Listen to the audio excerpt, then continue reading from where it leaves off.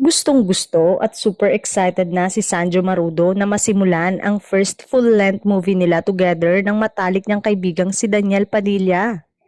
Nanghihinaya nga siya at hindi pa sila nagsisimula dahil last quarter ng 2023 pa ito na-announce.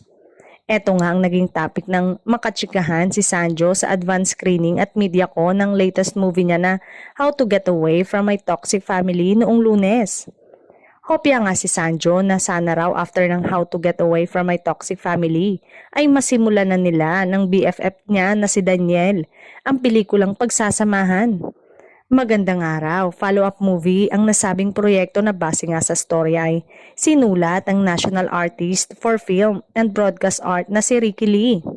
Siyempre, magiging masaya rin daw ang bonding nila ni Daniel kapag ginagawa na nila ang nasabing pelikula. Proven and tested na rin naman kasi ang friendship nila. At masasabing palabang BFF si Sanjo sa panganay na anak ni Carla Estrada.